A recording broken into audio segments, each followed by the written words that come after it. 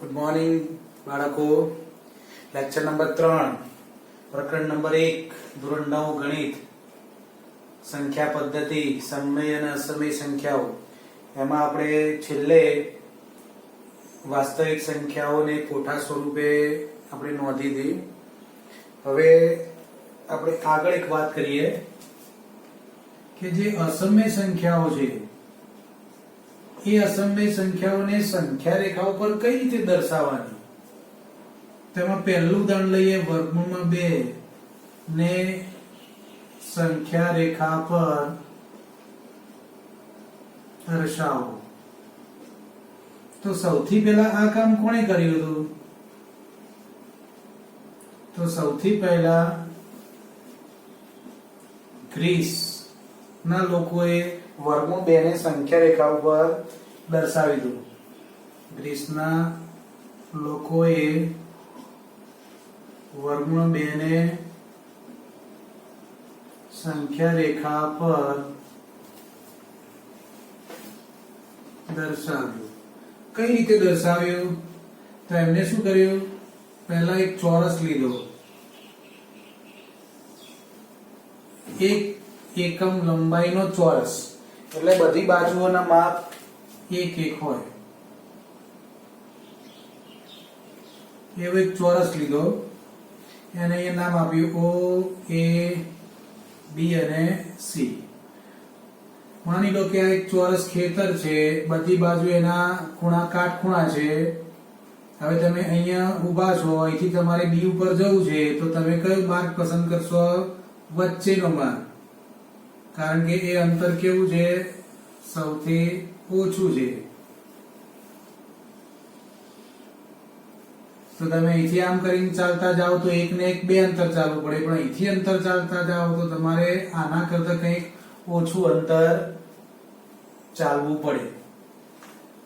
તો એ અંતર શોધવા માટે સૌથી પહેલા પાયથાગોરસ નામના વૈજ્ઞાનિકે એક સિદ્ધાંત આપ્યો હતો. એ સિદ્ધાંત તમે નીચલા ધોરણમાં ભણી ગયેલા છો. પાયથાગોરસનો સિદ્ધાંત કે કાટકોણ ત્રિકોણમાં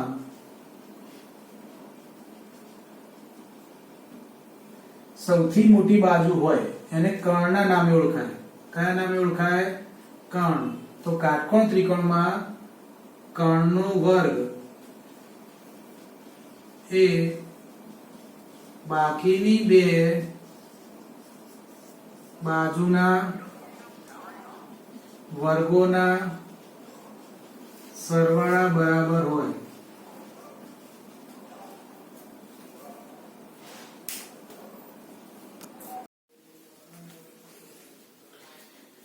હવે વર્ગમૂળ 2 નું આપણે સંખ્યા રેખા પર નિરૂપણ કરીએ. પાયથાગોરસ સિદ્ધાંત તમે લખી દેજો વિદ્યાર્થીઓ. થોડો વધારે સમજીએ આને કે અહીંયા મેં શું લખ્યું છે? કાટકોણ ત્રિકોણ. તો ત્રિકોણના 3 પ્રકાર છે, તમે જાણો છો. પહેલો છે લઘુકોણ ત્રિકોણ. લઘુકોણ ત્રિકોણ. લઘુકોણ ત્રિકોણમાં 3 ખૂણા કેવા હોય? લઘુકોણ હોય, એટલે કે 90 કરતા નાના હોય. કેટલા ખૂણા? 3 ખૂણા. તેને લઘુકોણ કહેવાય. પછી ગુરુકોણ લેવો હોય તો ગુરુકોણ ત્રિકોણમાં એક જ ખૂણો 90 કરતા મોટો લેવાનો. એટલે એક ખૂણો 90 કરતા મોટો હોય. 3 90 કરતા મોટા ના લેવાય, નહીં તો શું થઈ જાય? 3 90 કરતા મોટા લઈ લો તો 9 તરી 27 270 કરતા સરવાળો વધી જાય. આપણે ત્રિકોણના 3 ખૂણાનો સરવાળો કેટલો હોય? 180 હોય. એટલે એક ખૂણો તમે 90 કરતા મોટો લઈ લો તો બાકીના કેવા બની જાય? લઘુકોણ બની જાય. 90 કરતા નાના બની જાય. એવા ત્રિકોણને કેવો ત્રિકોણ કહેવાય? ગુરુકોણ ત્રિકોણ કહેવાય. પછી ત્રીજો આવે કાટકોણ ત્રિકોણ. તો કાટકોણ ત્રિકોણમાં એક ખૂણો કેટલો લેવો પડે? કાટખૂણો, એટલે કે એનું માપ કેવું લેવું પડે? 90. એટલે એક ખૂણો કેવો હોય? 90 ના માપનો હોય. તો બાકીના બે કેવા હોય? લઘુકોણ હોય. આ જાણો જ છો તમે, રીતના ધોરણમાં પડી ગયેલા છો. એટલે આ કાટખૂણો, તો આ બે લઘુકોણ. આ ગુરુકોણ, તો આ બે લઘુકોણ. તો આ રીતે ત્રિકોણના 3 પ્રકાર છે. એમાં આપણે કાટકોણ ત્રિકોણ લેવાનું છે. કાટકોણ ત્રિકોણમાં માનો કે ખૂણો બી કાટખૂણો છે, તો એની સામેની બાજુ એ કર્ણના નામે ઓળખાય. જેમ મહાભારત તમે જોતા હશો, મહાભારતમાં પાંડવો 5 હતા, પણ એમનાથી એક મોટો ભાઈ હતો જેનું નામ હતું કર્ણ. તો એના ઉપરથી આપણે કાટકોણ ત્રિકોણમાં સૌથી મોટી બાજુને આપણે કર્ણ તરીકે ઓળખીશું. તો એ કર્ણનો વર્ગ એ બાકીની બે બાજુઓ જે કાટખૂણો બનાવે છે, આ બે બાજુ શું કરે છે? કાટખૂણો બનાવે છે, એમના વર્ગોના સરવાળા બરાબર હોય. આ એક સૂત્ર પાયથાગોરસે આપી દીધું, જેનો ઉપયોગ આપણે આમાં કરીશું. તો હાલ આ ક્યાંક નોંધવું હોય તો નોંધી દેજો, વિડીયો પોઝ કરીને. હવે આપણે વર્ગમૂળ 2 નું સંખ્યા રેખા ઉપર નિરૂપણ કરીએ. તો સૌથી પહેલા આપણે સંખ્યા રેખા દોરવાની. આ જ આકૃતિ છે જે ગ્રીસના લોકોએ વર્ગમૂળ 2 ને સંખ્યા રેખા પર દર્શાવ્યું હતું.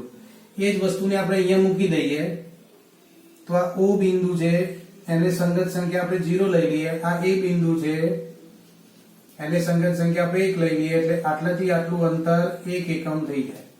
હવે એ આગળ આપણે કાટખૂણો લંબ દોરીએ, એનું માપ પણ 1 એકમ લઈએ. આ બંનેનું માપ સમાન 1 એકમ. અને O અને B ને જોડી દઈએ એટલે આપણે આનું માપ શોધવાનું છે. પાયથાગોરસ પ્રમેય પ્રમાણે કેટલું આવશે એ આપણે જોઈએ. તમારે આ દોરવાની, જ્યારે આકૃતિ પરીક્ષામાં દોરવાની હોય ત્યારે શું કરવાનું? તો તમારી પાસે એક ફૂટપટ્ટી છે, તો ફૂટપટ્ટી આપણે જોઈએ છે. એ ફૂટપટ્ટીમાં બે પ્રકારની ફૂટપટ્ટી હોય. એક અહીંયા 0 થી શરૂ થાય અને એક અહીંયા 15 એ પૂરું થાય. તો એ સમયે 0 થી શરૂ થાય અને અહીંયા 6 એ પૂરું થાય. આ બે રીતના માપ હશે. નાની ફૂટપટ્ટી. મોટી ફૂટપટ્ટી હોય તો શું થાય? એમાં 0 થી શરૂ થઈને કેટલા પૂરી થતી હોય? 30 પૂરી થતી હોય. અને આ બાજુ 0 થી શરૂ થઈને 12 પૂરી થતી હોય. તો જે આ માપ છે એ માપ કયા કહેવાય? સેમીના. આ માપ છે કયા કહેવાય? સેમીના. આ બાજુના માપ કયા કહેવાય? ઇંચમાં. એટલે ઇંચ કહેવાય. અહીંયા 1 હોય, 2 હોય, 3 હોય, 4 હોય, એમ કરતા કરતા અહીંયા 15 હોય. અહીંયા 0 1 2 3 4 કરતા કરતા 30 હોય. અને 0 અને 1 ની વચ્ચે અહીંયા 1 હોય તો અહીંયા 10 કાપા હોય. 5 1 2 3 4 ને 5. આ બે મોટા હોય ને આ નાનો હોય. તો આની વચ્ચેના જે માપ છે મિલીમીટરમાં કહેવાય, એના ટૂંકમાં મીમી કહેવાય. તો આ ફૂટપટ્ટી તમે જાણો છો. તો અહીંયા માપ કેટલું લેવું? તો પરીક્ષામાં જ્યારે તમારે દોરવાની હોય તો તમે આ એક માપ આટલું આનું લો, સેમી લો, તો આ આવડું નાનું માપ આવે. તો આપણે કયું માપ લઈશું? ઇંચનું માપ લઈશું. આમાં અઢી થાય ત્યારે ઇંચ લગભગ આટલો મોટો હોય. એટલે આ જે માપ છે થોડું મોટું હોય તો આપણે એટલું માપ અહીંયા લઈ લેવાનું. જેટલું માપ અહીંયા લીધું એટલું જ માપ અહીંયા લઈ લેવાનું. બરાબર? અને અહીંયા લંબ દોર દેવાનો. હવે લંબ કઈ રીતે માપવાનો? તો તમારી જોડે કોણ માપક છે. આ રીતનું કોણ માપક હોય.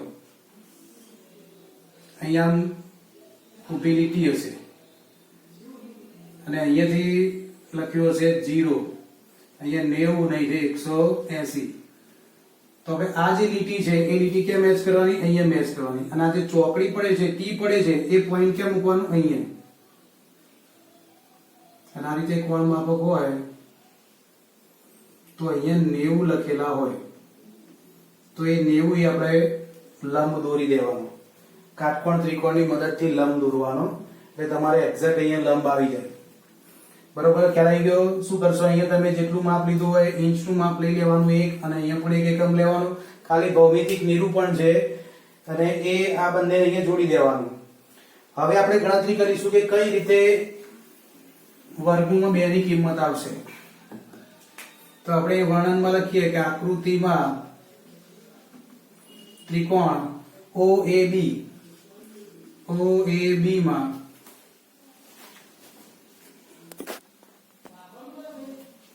ત્રિકોણ OAB માં અહીંયા આ કાટખૂણો છે તો આ શું બનશે? કર્ણ. એટલે OB નો વર્ગ બરાબર કાટકોણ બનાવતી બાજુ OA નો વર્ગ વત્તા AB નો વર્ગ. તો માટે OB લઈશું તો સામેની બાજુનું આપણે શું લઈ લેવાનું થાય? વર્ગમૂળ લઈ લેવાનું. એટલે આ ખાસ ધ્યાન રાખજો કે OB નો વર્ગ કાઢીએ એટલે સામેની બધી બાજુનું શું લઈ લેવાનું? વર્ગમૂળ. હવે અંદર કિંમત મૂકીએ તો A ની કિંમત 1 છે, 1 નો વર્ગ, AB ની કિંમત પણ 1 છે, 1 નો વર્ગ એટલે 1 નો વર્ગ 1 વત્તા 1 એટલે વર્ગમૂળમાં 2. અહીંયા OB એમના એમ તમને પુસ્તકમાં સીધું આપ્યું છે. પુસ્તકમાં તમને OB બરાબર વર્ગમૂળમાં 1 નો વર્ગ વત્તા 1 નો વર્ગ આ સ્ટેપ સીધું આપ્યું છે. પણ આ સ્ટેપ ક્યાંથી આવ્યું? તો આપણે પાયથાગોરસ પ્રમેય એના પ્રમાણે કે કર્ણનો વર્ગ એટલે આપણે કોનો વર્ગ લીધો? અહીંયા OB નો વર્ગ લીધો, OB. અને બાકીની બે બાજુ એટલે OA નો વર્ગ લીધો અને AB ના વર્ગનો શું કર્યો? સરવાળો. એટલે અહીંયા પ્લસ આવશે. અને વર્ગ કાઢ નાખીએ સામે શું થઈ જાય? આખી બાજુનું વર્ગમૂળ થઈ જાય. વર્ગમૂળમાં 1 નો વર્ગ 1 નો વર્ગ 1 વત્તા 1 એટલે 2. OB ની કિંમત વર્ગમૂળમાં 2 મળે. એટલે આની કિંમત આપણને કેટલી મળી? વર્ગમૂળમાં 2. હવે આપણે શું કરીશું? તો O ને કેન્દ્ર તરીકે લઈ OB જેટલી ત્રિજ્યા, OB ત્રિજ્યાનો ચાપ દોરતા. તો હવે પરિકરની અણી અહીંયા કેટલે મૂકવાની? O ઉપર. અને પેન્સિલ ક્યાં લંબાઈ દેવાની? B સુધી. બરોબર ધ્યાન રાખજો. પરિકર તમારે કંપાસ બોક્સમાં છે તો પરિકરમાં પેન્સિલની અણી ઉપર મૂકવાની ને પરિકરની અણી O ઉપર મૂકવાની અને પેન્સિલની અણી ક્યાં સુધી લઈ જવાની? B સુધી. તો એ જેટલું પહોળું થશે એ કોના બરાબર કોનું માપ દર્શાવશે? વર્ગમૂળમાં 2 નું માપ દર્શાવશે. તો આપણે O ઉપર પરિકરની અણી મૂકવાની, B ઉપર પેન્સિલ મૂકવાની, પછી આ રીતે આમ વર્તુળ ચાપ દોરવાનો. ચાપ એટલે વર્તુળનો ટુકડો. આખું વર્તુળ દોરવાની જરૂર નથી, ફક્ત આટલું દોરવાનું. અહીંયા જ્યાં છેદ છે તે આપણે C નામ આપીશું અને એને સંગત સંખ્યા કઈ હશે? વર્ગમૂળમાં 2. એટલે ટૂંકમાં O થી C સુધીનું અંતર કેટલું થવાનું? વર્ગમૂળમાં 2 થવાનું. તો આ રીતે આપણે વર્ગમૂળ 2 નું સંખ્યા રેખા ઉપર નિરૂપણ થઈ જાય. તો O ને કેન્દ્ર તરીકે લઈ OB ત્રિજ્યાનો ચાપ દોરતા સંખ્યા રેખા પર કયું બિંદુ મળશે? C બિંદુ મળે. C ને સંગત કઈ સંખ્યા છે? વર્ગમૂળમાં 2 છે. એટલે આપણે સંખ્યા રેખા ઉપર વર્ગમૂળમાં 2 નું નિરૂપણ થઈ ગયું. તો હવે આ તમે બરોબર સમજી લો અને દોરી કાઢજો. આટલું જ વર્ણન તમારે પરીક્ષામાં લખવાનું. આકૃતિ દોરી દેવાની. આકૃતિ દોર્યા પછી અહીંયા ત્રિકોણ દોરી લેવાનું OAB અને એમાં OB સ્ક્વેર વાળું સૂત્ર મૂકી દેવાનું, કિંમત મૂકી દેવાની અને એ રીતે વર્ગમૂળ 2 ને સંગત સંખ્યા તમારે મેળવી લેવાની. હવે વર્ગમૂળ 3 ની સંખ્યા રેખા પર નિરૂપણ. વર્ગમૂળમાં 3. તો વર્ગમૂળ 3 ની સંખ્યા રેખા પર દર્શાવવાનું થાય તો આપણે આકૃતિ એ જ રીતે દોરીશું કે સૌથી પહેલા સંખ્યા રેખા ઉપર O એના સંગત સંખ્યા આપણે કઈ લઈશું? 0. પછી 1 એકમ લઈશું. એના સંગત સંખ્યા આપણે કઈ લઈશું? 1. એનું માપ કેટલું આવશે? 1. એ ઉપર શું મૂકીશું આપણે? કોણ માપક. કોણ માપકની મદદથી આપણે અહીંયા શું કરીશું? એક લંબ દોરીશું. લંબ દોરી જેને શું નામ આપી દઈશું? B. 1 એકમ અહીંયા કાટખૂણો. O અને B ને આપણે શું કરીશું? અહીંયા જોડી દઈશું. O અને B ને આપણે અહીંયા જોડી દીધા. આ બંને માપ સરખા લઈ લેવાના. એટલે આનું માપ કેટલું મળશે? હાલ જ આપણે મેળવ્યું વર્ગમૂળમાં 2. હવે વર્ગમૂળમાં 2 લીધા પછી આગળની રચના જોઈ લઈએ. અહીંયા ફરીથી કોણ માપક મૂકવાનું અને અહીંયા ફરીથી તમારે એક લંબ દોરવાનું અને એને આપણે C નામ આપીશું અને એ C ને આપણે O સાથે જોડી દઈશું. એટલે આનું માપ તો એક જ આવશે. એક્ઝેક્ટ આમ કાટખૂણો તમને લાગવો જોઈએ. સેજ આપણે થોડો વ્યવસ્થિત દોરીએ.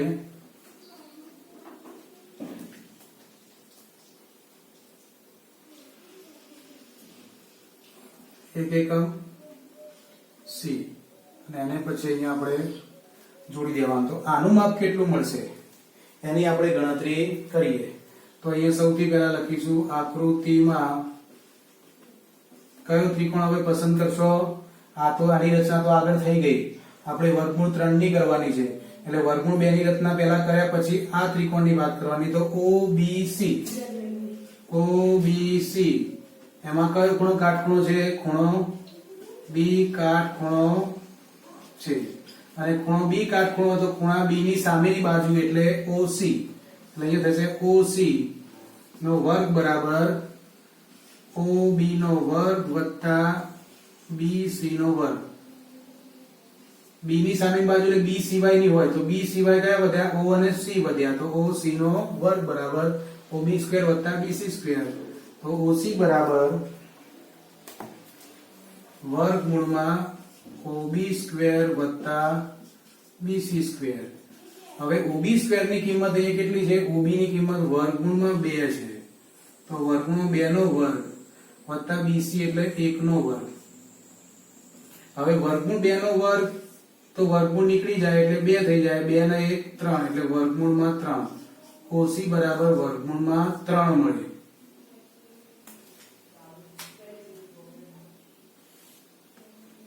સંખ્યા રેખાનું નામ આપણે L આપ્યું છે, આપવું હોય તો આપી શકાય. તો આ જે કિંમત મળી એ કેટલી મળી? વર્ગમૂળમાં 3. હવે આપણે શું કરીશું કે O ને કેન્દ્ર તરીકે લઈ કેટલી ત્રિજ્યા લઈશું?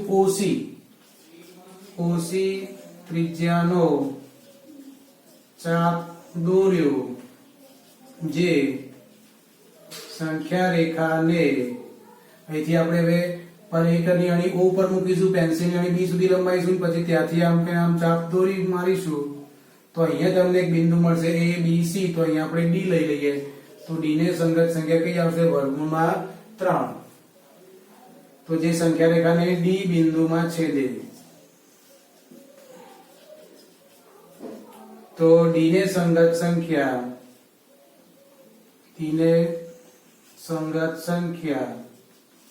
વર્ગમૂળમાં 3 છે. એટલે એ રચના તમારે પૂરી.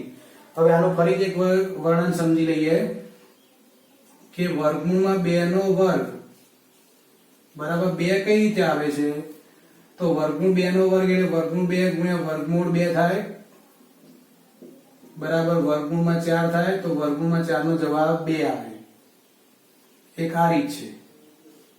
બીજી રીત છે કે વર્ગમૂળ 2 છે એનો આપણે વર્ગ કરવો છે તો વર્ગમૂળ 2 એટલે કૌંસ બહાર એની કેટલી ઘાત લખાય? 1/2 ઘાત લખાય. બરોબર ધ્યાન રાખજો કે આ મતલબ 1/2 ઘાત. વર્ગમૂળ કાઢી નાખીએ તો ઉપર 1/2 ઘાત લખાય. ઘાતની પણ ઘાત હોય એટલે ઘાતાંકોનો ગુણાકાર થાય એટલે 1/2 અને 2 નો ગુણાકાર થાય. 2 2 ઉડી જાય એટલે જવાબ તમને મળે 2. આ બંને રીતે તમે જવાબ યાદ રાખી શકો કે વર્ગમૂળ 2 નો વર્ગ એટલે વર્ગમૂળ 2 ગુણ્યા વર્ગમૂળ 2 એટલે વર્ગમૂળમાં 4 અને વર્ગમૂળમાં 4 નો જવાબ આવે 2. અથવા તો વર્ગમૂળ 2 નો વર્ગ 2 ઉપર વર્ગમૂળ કાઢી નાખો એટલે 1/2 ઘાત થઈ જાય. તમે ઘાતાંકના નિયમમાં ઘાતાંકનું ચેપ્ટર ભણી ગયેલા છો એના પ્રમાણે. તો પછી ઘાતની પણ ઘાત હોય એટલે ઘાતાંકોનો ગુણાકાર થાય એટલે 1/2 અને 2 નો ગુણાકાર થાય. 2 2 ઉડી જાય એટલે જવાબ આવે 2. નીચે 2 આધાર કહેવાય અને 1/2 ઘાત કહેવાય. એટલે બગડા 1/2 ને તેડ્યો છે તો બગડો શું બની જાય? આધાર બની જાય. અને જે 1/2 છે શું બની જાય? ઘાત બની જાય. તો આ રીતે વર્ગમૂળમાં 3 નું સંખ્યા રેખા પર નિરૂપણ કરી શકાય. તો આ પણ એક રચના અહીંયા તમારે પૂરી. તમે આગળ આ દોરી જાય એટલે તમને બીજી એક હું સરસ એક પ્રવૃત્તિ શીખવાડું છું. તે પ્રવૃત્તિ લઈએ પેલા વ્યવસ્થિત લખી કાઢજો. અને હવે આપણે આગળ એક પ્રવૃત્તિ લઈએ જે તમને આગળ ચોપડીમાં નીચે આપી છે.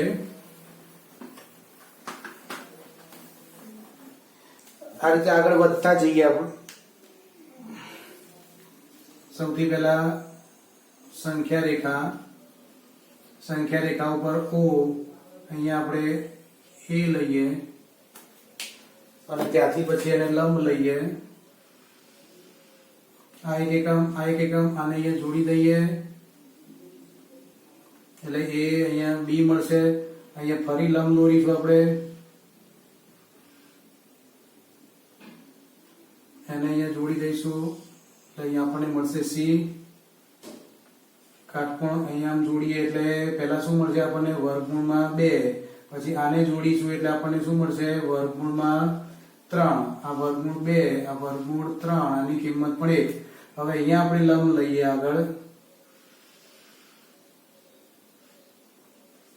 અને પછી આને અહીંયા સાથે જોડી દઈએ તો વર્ગમૂળ 2 વર્ગમૂળ 3 પછી આવશે વર્ગમૂળ 4. અહીંયા ડી બિંદુ લઈએ એને પછી આમ કે આમ ચાપ મારીશું એટલે અહીંયા મળશે વર્ગમૂળ 4. વર્ગમૂળ 4 એટલે જવાબ શું આવે 2 જ આવે. વર્ગમૂળ 4 નો જવાબ 2 થઈ જાય. હવે ફરીથી ડી આગળ આપણે લંબ દોરીએ અને એને અહીંયા જોડી દઈએ તો અહીંયા ઈ બિંદુ મળશે.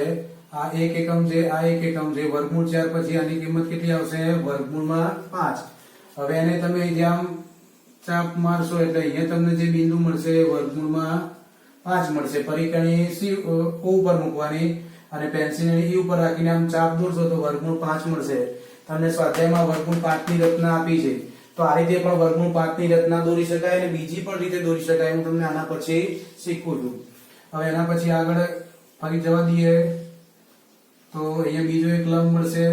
આ 1 એકમ જ લેવાનું. આ બધા સરખા લેવાના. બધા કેટલા લેવાના 1 એકમ જ લેવાના. એને પછી આપણે તો વર્ગમૂળ 5 પછી એની કિંમત કઈ આવશે વર્ગમૂળ 6. આને પણ આમ કરીને આમ આપણે લંબાઈ દઈએ તો એની કિંમત સંખ્યા રેખા ઉપર કેટલી મળશે વર્ગમૂળમાં 6 મળશે. હજુ આપણે આગળ જતા જ જઈએ. અહીંયા આપણે ફરી પાછો લંબ દોરીશું એટલે અહીંયા કાટખૂણો અહીંયા 1 એકમ એ જે લંબ બનશે એને આપણે જોડી કાઢી તો વર્ગમૂળ 6 પછી આની કિંમત કઈ આવશે વર્ગમૂળ 7.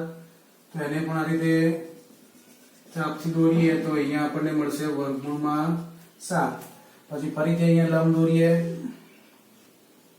1 એકમ એને પછી અહીંયા જોડી દઈએ તો આ મળશે આપણને વર્ગમૂળ 8. અહીંયા પરિકણી મૂકીશું અને ચાપથી પછી આપણે આનો રાઉન્ડ મારીશું એટલે અહીંયા મળશે આપણને વર્ગમૂળ 8. એ જ રીતે હવે આગળ વધતા જઈએ. અહીંયા પાછું ફરી લંબ દોરીશું કોણ માપકની મદદથી 1 એકમ લઈશું અને આપણે અહીંયા જોડી દઈશું વર્ગમૂળ 8 પછી વર્ગમૂળ 9 મળે જેની કિંમત 3 પૂર્ણાંક છે. તો એ 3 ને પછી અહીંથી એને પણ આમ ચાપ દોરીશું એટલે અહીંયા મળશે તમને વર્ગમૂળમાં 9. વર્ગમૂળમાં 9 એટલે 3. અહીંયા 2 અને 3. પછી ફરી પાછો અહીંયા આપણે લંબ દોરીશું અને એને ઓ સાથે જોડી દઈશું આ 1 એકમ એટલે અહીંયા મળશે વર્ગમૂળમાં 10. ફરી વર્ગમૂળમાં 10 નો રાઉન્ડ તમે મારો એટલે અહીંથી તમને વર્ગમૂળમાં 10 મળશે. આગળ દોરી કાઢી દે પછી અહીંયા ફરીથી આને લંબ લઈશું અને એને અહીંયા જોડી કાઢીશું એટલે તમને મળશે અહીંયા વર્ગમૂળ 11. ફરી લંબ લેશો એને આમ જોડી દેશો એટલે મળશે વર્ગમૂળમાં 12. પછી ફરી અહીંયા લંબ દોરશો અને એને અહીંયા જોડી કાઢશો એટલે મળશે વર્ગમૂળ 13. એમ કરતા કરતા આગળ તમે રચના આગળ વધતી જ જશે. આ બધાની કિંમત 1 એકમ લેતા જવાની. તો આ જે આકાર મળે છે એ આકારને આપણે વર્ગમૂળ કુંતલ કહીએ છીએ. વર્ગમૂળ કુંતલ. આમ તો કુંતલાકાર કહેવાય. કુંતલાકાર એટલે કેવો હોય આમ થાંભલો હોય એની આસપાસ આમ સીડી ઉપર જતી હોય એવો જે આકાર થાય એને કુંતલાકાર કહેવાય.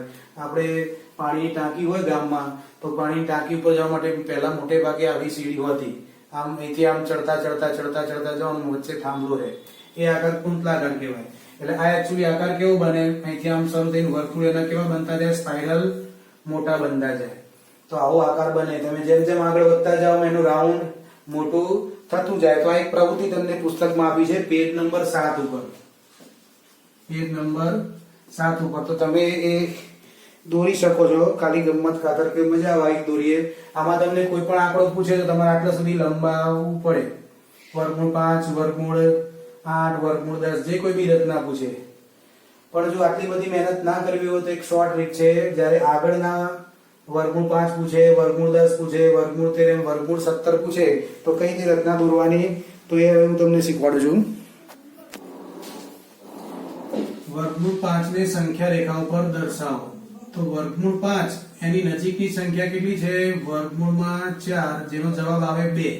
આપણે પહેલા એ જોઈ લેવાનું કે વર્ગમૂળ જે આપ્યું હોય એ વર્ગમૂળમાં નજીકની વર્ગમૂળ નીકળતું એવી સંખ્યા જોવાની. માનો કે 5 છે તો 4 હોય, પછી 3 પૂછ્યું હોય તો નજીકની સંખ્યા 2 તો 2 નું વર્ગમૂળ નીકળે ને 1 નું વર્ગમૂળ નીકળે 1, એટલે સીધી આપણે 1 થી જ શરૂ કરવી પડે. પણ વર્ગમૂળ 5 હોય તો એની નજીકની સંખ્યા વર્ગમૂળ 4 છે, એનો જવાબ 2 આવે છે. તો 2 નું નિરૂપણ આપણે સંખ્યા રેખા ઉપર કરી શકીએ. અહીંયા ઓ એને સંગત સંખ્યા આપણે 0 લઈએ અને ત્યાંથી આપણે કેટલા એકમ લેવાનું થાય? 2 એકમે a. અહીંની સંગત સંખ્યા 2, એટલે બરોબર ધ્યાન આપજો ખાસ કે અહીંયા 2 એકમ લેવું પડે. અને પછી અહીંયા એ જ નિયમ પ્રમાણે આપણે લંબ લઈએ, પણ લંબ લેવા માટે અહીંયા 1 એકમ લેવું પડે, અહીંયા b લેવું પડે. તો અહીંયા જેટલું લીધું હોય એનાથી અહીંયા અડધું લેવાનું થાય. ખાસ ધ્યાન રાખજો. આ રીતે જે રચના થાય એ રચનાથી તમે વર્ગમૂળ 5 નું સંખ્યા રેખા ઉપર નિરૂપણ કરી શકો છો. એક પરીક્ષામાં ઘણી વખત વિદ્યાર્થીઓ ભૂલ કરે છે. વિદ્યાર્થીઓ શું કરે? અહીંયા જેટલું માપ લીધું એટલું જ માપ અહીંયા લઈ લે, અહીંયા 2 લે પણ અહીંયા પાછા 2 લે, એટલે જે દોરે રચના એ તો વર્ગમૂળ 2 ની જ થાય. એ એકમ જ ગણાય. તમે 2 લો ને અહીંયા 2 લો એટલે વાસ્તવમાં એક જ થઈ ગયા કહેવાય, એટલે વર્ગમૂળ 2 ની રચના થાય. આ નીચેનું પોર્શન મોટો ડબલ આવે, ઉપરનું પોર્શન અધૂરો આવે એટલે કે અડધો આવે, અને એ જોડ દો એટલે આની કિંમત તમને વર્ગમૂળ 5 મળી જાય. કઈ રીતે? તો ગણતરી કરીએ કે આકૃતિ પરથી આપણે પાયથાગોરસ પ્રમેય પ્રમુખ કયો આપણો ત્રણ બન્યો? OB. તો OB નો સ્ક્વેર બરાબર OA નો સ્ક્વેર વત્તા AB નો સ્ક્વેર. તો OA નો સ્ક્વેર એટલે 2 નો સ્ક્વેર, AB એટલે 1 નો સ્ક્વેર. અહીંયા OB લઈએ તો ઉપર શું થઈ જાય? વર્ગમૂળ થઈ જાય. તો વર્ગમૂળમાં આપણો જવાબ 2 નો વર્ગ થાય 4, 1 નો વર્ગ થાય 1. તો માટે OB બરાબર વર્ગમૂળમાં 4 ને 1 5. તો OB બરાબર વર્ગમૂળ 5 થઈ ગયો. હવે આપણે વર્ણનમાં લખી દઈએ કે O ને કેન્દ્ર તરીકે લઈ કેટલો ચાપ લેવાનો? OB જેટલી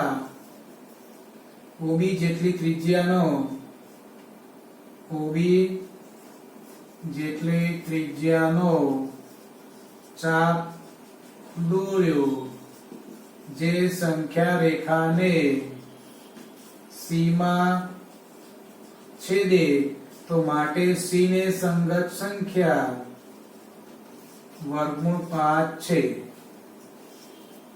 એટલે અહીંયા O ને કેન્દ્ર તરીકે લઈ B થી આમ ચાપ દોરવાનો એટલે અહીંયા C બિંદુ મળે અને સંગત સંખ્યા વર્ગમૂળ 5. તો અહીંયા આવે વર્ગમૂળ 5. બરાબર. તો આ એનું વર્ણન થઈ ગયું. ફરી સમજી લો, વર્ગમૂળ 5 ને સંખ્યા રેખા પર દર્શાવો એવું પૂછાય તો વર્ગમૂળ 5 ને નજીકની સંખ્યા વર્ગમૂળ 4 2 એટલે નીચે કેટલા લઈ લેવાના? 2. કોઈ વખતે તમને એવું પૂછે કે વર્ગમૂળ 17 ને સંખ્યા રેખા પર દર્શાવો તો તમે કઈ સંખ્યા લઈ શકો? તો વર્ગમૂળ 17 ની નજીકની સંખ્યા કઈ છે જેનું વર્ગમૂળ તમે જાણતા હો? વર્ગમૂળ 16. એનો જવાબ કેટલો આવે છે? 4. તો સંખ્યા રેખા ઉપર તમારે શું કરવાનું? અહીંયા O લેવાનો, O ને સંગત સંખ્યા 0. અહીંયા 1 2 3 અને 4. તો જ્યાં 4 આવે ત્યાં તમારે કઈ બિંદુ લેવાનું? A. એના સંગત સંખ્યા કેટલી લેવાની? 4. અને એના ઉપર લંબ દોરવાનો, અને લંબ કેટલો દોરવાનો? 1. એટલે આના જેટલો અથવા આના જેટલો અથવા આના જેટલો કાના જેટલો 1 લેવાનો. ત્યાં લખવાનું B, અને O અને B ને અહીંયા જોડી દેવાના. એટલે અહીંયા તમે અહીંથી ચાપ મારશો એટલે અહીંયા તમને C બિંદુ મળશે અને સંગત સંખ્યા કેટલી હશે? વર્ગમૂળમાં 17. અહીંયા તમારો જવાબ આવશે વર્ગમૂળમાં 17. આનું માપ કેટલું છે? 4. તમે આ સૂત્રમાં કિંમત મૂકો એટલે તમને ખબર પડી જશે કે OA ની જગ્યાએ 2 ની જગ્યાએ કેટલી કિંમત મુકાય? 4. એટલે 4 નો વર્ગ શું થઈ જાય? 16 ને 1 17. બરાબર. તો આ પણ તમે ઘેર જાતે મથજો. બરાબર. આવડે છે કે નહીં એ જોજો, અને આમાં સૂત્રમાં કિંમત પણ મૂકીને તમે ગણજો. તો સ્વાધ્યાય 1.2 નો આ તમારે દાખલો થઈ ગયો. હવે સ્વાધ્યાય 1.2 માં પ્રશ્ન પહેલો આપ્યો છે, નીચેના વિધાનો સાચા છે કે ખોટા તે કારણ સહિત દર્શાવો. તો આપણે જોઈ લઈએ સાચા ખોટા વાક્યો અને પછી આગળ બીજી વાત કરીએ.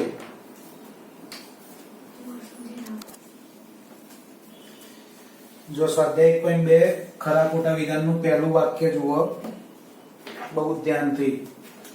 દરેક અસમય સંખ્યા એ વાસ્તવિક સંખ્યા છે. દરેક અસમય સંખ્યા એ વાસ્તવિક સંખ્યા છે.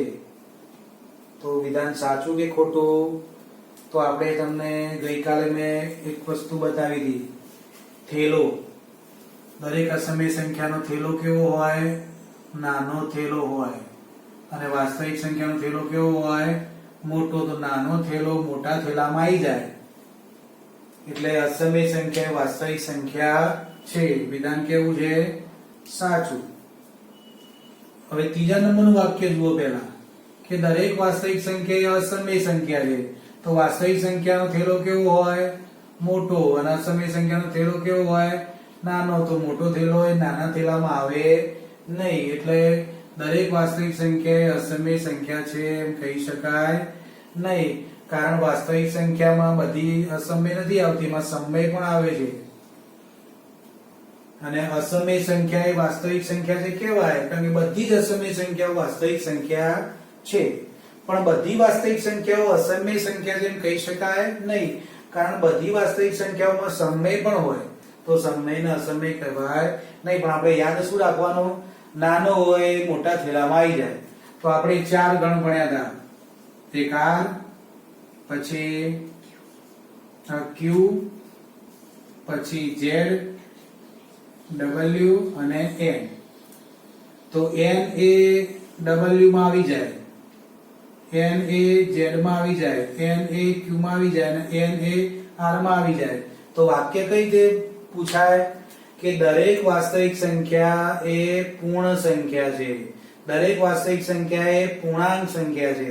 દરેક વાસ્તવિક સંખ્યા એ સમય સંખ્યા છે અને દરેક વાસ્તવિક સંખ્યા એ વાસ્તવિક સંખ્યા છે. આવા વાક્યો આપ્યા હોય બધા સાચા કારણ કે નાનો થેલો મોટા થેલામાં થઈ શકે.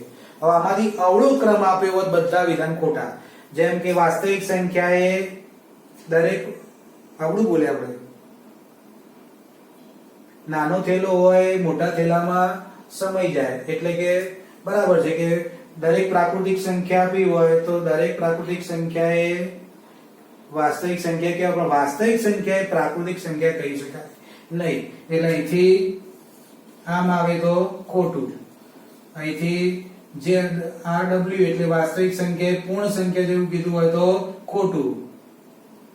પછી R એ Z કીધું હોય વાસ્તવિક સંખ્યા એ પૂર્ણાંક સંખ્યા કીધી હોય તો ખોટું. વાસ્તવિક સંખ્યા એ સમય કીધું હોય તો ખોટું. વાસ્તવિક સંખ્યા એ અસમય કીધું હોય તો ખોટું.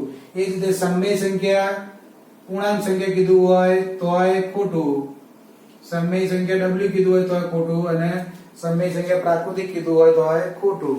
એ જ રીતે Z હોય W ના થઈ શકે, Z હોય N ના થઈ શકે, W હોય N ના થઈ શકે. બરાબર. તો આ રીતે તમને કોઈ પણ ખરા ખોટા પૂછાઈ શકે. હવે બીજા નંબરનું વિધાન જુઓ કે સંખ્યા રેખા પરનું દરેક બિંદુ કોઈ પ્રાકૃતિક સંખ્યા m માટે વર્ગમૂળ m સ્વરૂપનું હોય. એટલે આનો અર્થ એવો થયો કે સંખ્યા રેખા ઉપર તમે ગમે તે બિંદુ લો એ બધા બિંદુઓને વર્ગમૂળ m સ્વરૂપમાં લખી શકાય.